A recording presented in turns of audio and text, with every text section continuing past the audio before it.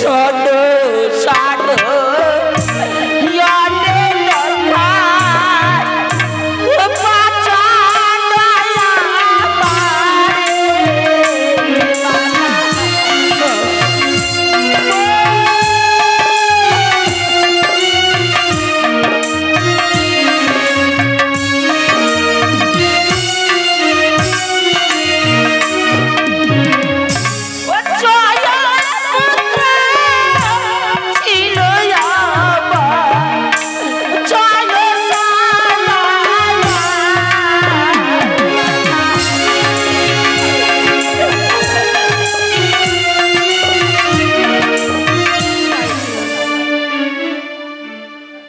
আজি আমার সন্তানের সেই শুভদিন,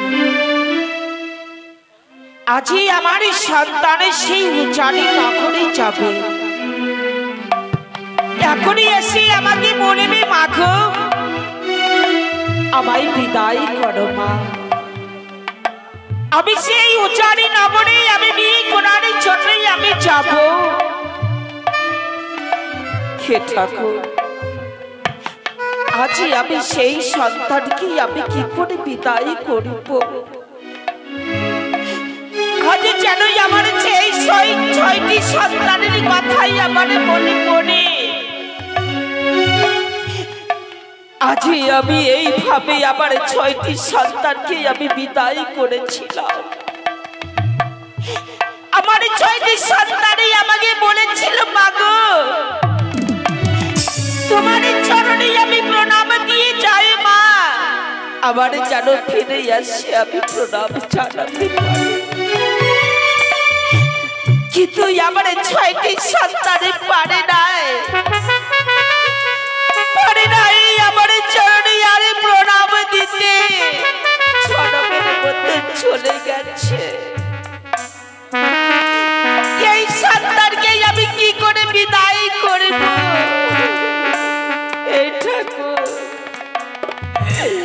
তুমি একবারে বলে দাও ঠাকুর, এই সন্তানকে আমি কি করে বিদায় করিব ঠাকুর?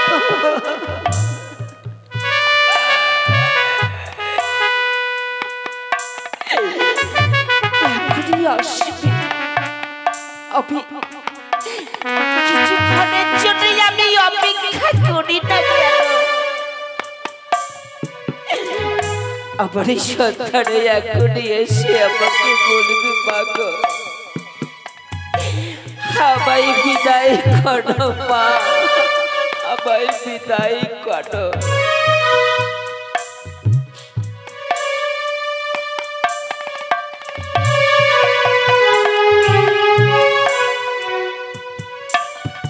সারা রাজমশাই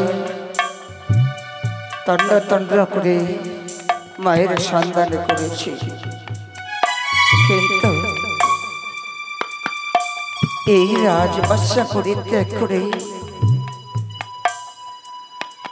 আমার জননী কোথায় গেছে? তবে কি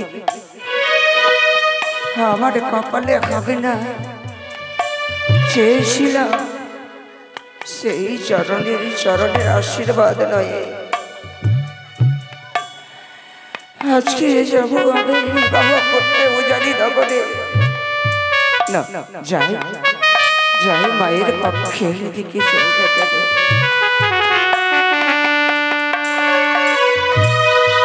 মা, ও মা, মা আগো জানি মা,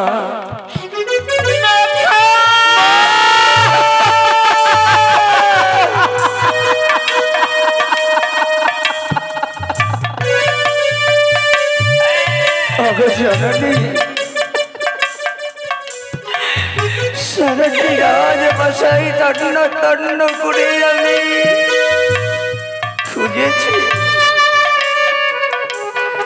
কোথাও তোমার সন্ধান করতে পারি নাই। তাই তোমার পক্ষে ছুটে এসেছি আগো জননী। চম্পলার নগরবাসী সবাই আনন্দ উপভোগ করছে জননী, রাজমাতা হয়ে ঘরের কোণে বসে আগো জননী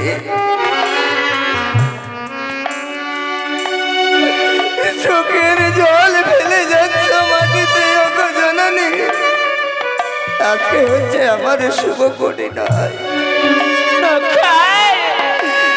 তোমার চোখের জল দিয়ে আমার চলার পথখানে বিশাল করে দিতে চাও জননী বাবা না আমি তোমার সেই পথখানে আমি বিচ্ছেদ করে দিতে চাই না কিন্তু একবারে বলতে পারিস বাবা এইভাবে সাজে সজ্জিত তোমায় কে করেছে বলতে পারিস বলো না আগো জননী রাজবাসায় এমন কে রয়েছে তোমার ছাড়ার পিতার ছাড়া আমার এই রাজবাসায় কে আছে জননী মোর পিতা এই বর বেশে সাজিয়ে দিয়ে তোমার কাছে পাঠিয়েছে আমার কাছে পাঠিয়েছে কিন্তু কেন বাবা আগো জননী তোমার চরণের আশীর্বাদ মস্তকে ধারণ করে আমি যাব বিবাহ করতে জানি না করে তাই তোমার কাছে ছুটে এসেছি আগো জননী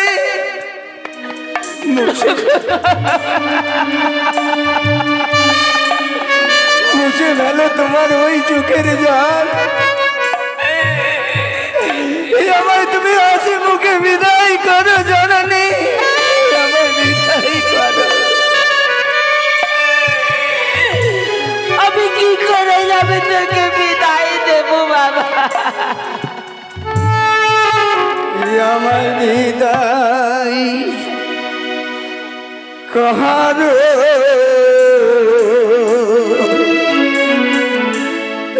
মা জননী গো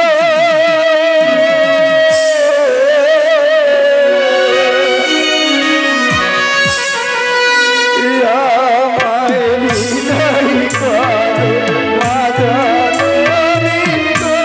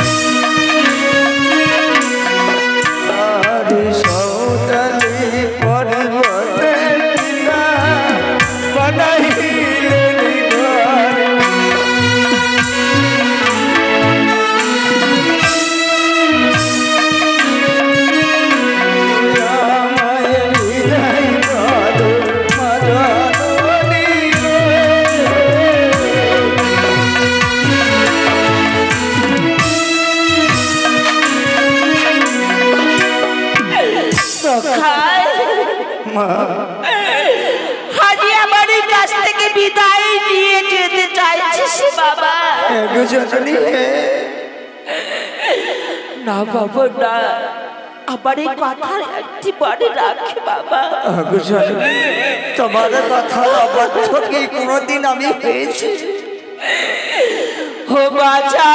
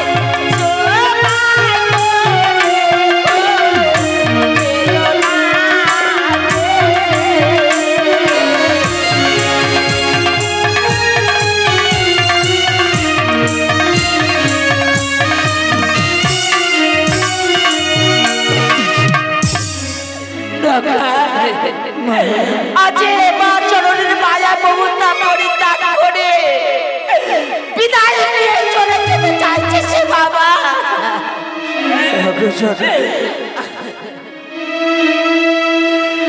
একদিকে পিতার কথা রক্ষা করতে উদ্যত হয়েছে, একদিকে তুমি এখন জানানি, একদিকে তুমি আমার নিষেধ করছো। আমাকে পরিত্যাগ করে যাস না বাবা, সত্যই বলেছ জানানি। আস্তা অলঙ্কার দিয়ে পিতা মোড়ে সাজিয়ে দিয়েছেন, তো কি হয়েছে জানানি? ফুলে ফেলে দাও আস্তা অলঙ্কার। ওই তোমার ছোট্ট অঞ্চলে একটু জায়গা দাও জানানি। আমি ঘুমাতে চাই, তোমাকে ছেড়ে যাবো জানানি। আমি যাবো না মা, সত্যি বলছিস বাবা, আমায় ছেড়ে আর আমার কাছ থেকে যাবে না? কখনো যাবো না জানানি।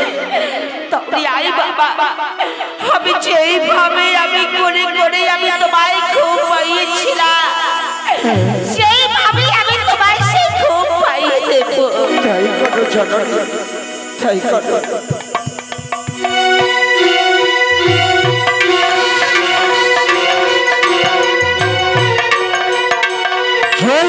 সম্মতি হয় লোখাইকে আমি বড় কাছে সজ্জিত করেছি। লোখাই বলেছে আমাকে পিতা খানিকক্ষণ বিশ্রাম করো, আমি ফিরে আসছি মা জননীর কাছ থেকে। তবে বিলম্ব হয়ে গেছে, না জানি লোখাই আজ কোথায় রয়েছে। সোনকা, ও সোনকা, সোনকা, ওই সোনকা,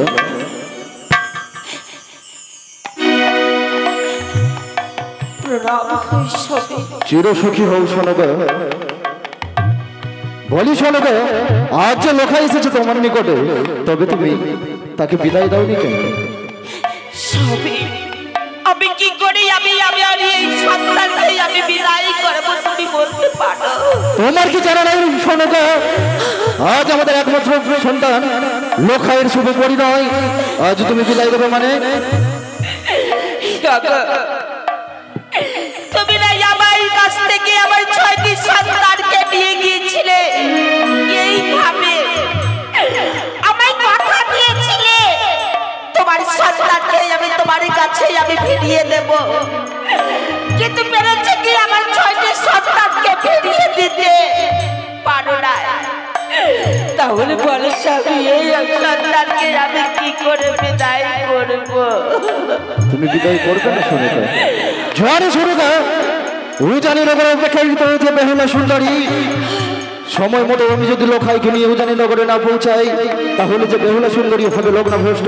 তুমি কি চাও নারী হোক, নারী লগ্ন ভ্রষ্ট হোক, অপমান হোক বেহুলা সুন্দরী? চাও সোনকা? সেই সবই আমার সেই দূরে যাক, কিন্তু আমার সেই সোনারে মানে কি আমার কোলে আমার অঞ্চলে যদি থাকে আমি সেটাই আমি সান্ত্বনা দিয়ে আমি থাকবো স্বামী, আমি সান্ত্বনা দিয়ে থাকবো। বুঝতে পেরেছি সোনকা, আজ তুমি সন্তান বিরহের থেকে তুমি সন্তানকে বিদায় দিতে পারবে না, তাই তো? বেশ সোনকা, বেশ, সন্তানকে আমি বিদায় করতে পারবো না।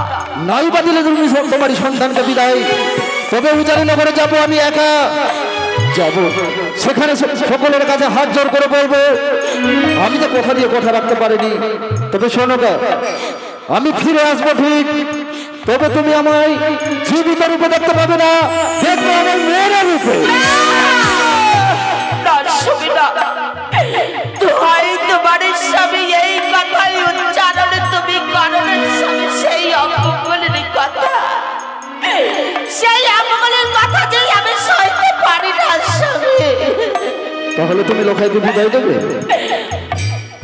আমার সন্তানকে বেশ, আমার সন্তানকে তোমার হস্তে আমি তুলে দিতে পারি সত্যই, কিন্তু আমার হস্তে হস্তে তোমায় অঙ্গীকার করতে হবে। অঙ্গীকার করতে হবে?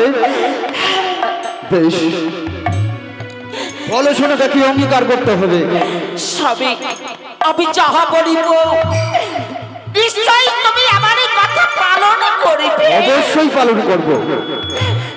তুমি একেবারে আমার কথা দাও, আমার সন্তানকে যেভাবে নিয়ে যাবে সেইভাবে আমার সন্তানকে আমার হস্তে তুলে দিতে পারবে। বেশ সোনকা, আমি তোমায় কথা দিলাম, আজ নিশি অবসানে হওয়ার পূর্বে যে রূপে লোখাইকে নিয়ে যাব আমি সেই রূপে তোমার হস্তে তুলে দেবো। বেশ, এবারে আমি বিশ্বাস করিলাম স্বামী।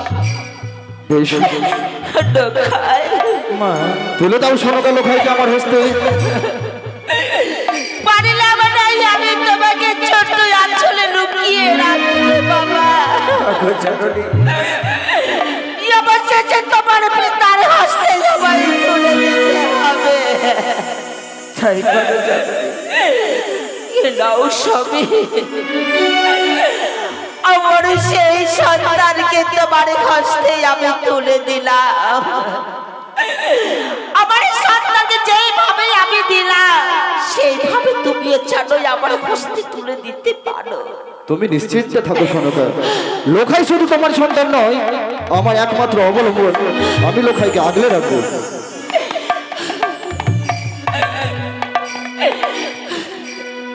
আই খোকা।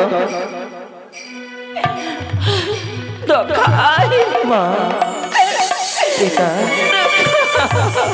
বল খোকা।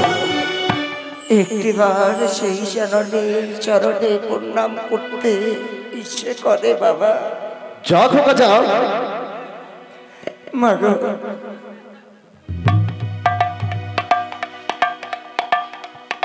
আগো জননী বল, আমার মন চাই না তোমাকে ছেড়ে যাই আগো জননী, কিন্তু পিতার কথা রক্ষা করাই সন্তানের কর্তব্য রয়েছে। তাই জননী প্রাণ খুলে আমায় আশীর্বাদ করো, যেন পিতার সঙ্গে উজনিতে গিয়ে তোমার পুত্রবধূকে সঙ্গে নিয়ে প্রভাত না হতে হতেই তোমার চরণে আবার যেন প্রণাম করতে পারি আগো জননী।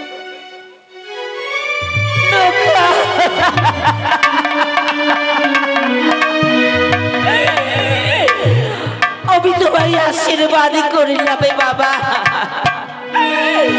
ফিরে এসে চলো আমার চরণে প্রণাম দিতে পারে। তাই হবে জননী। চলে এসো ভাই।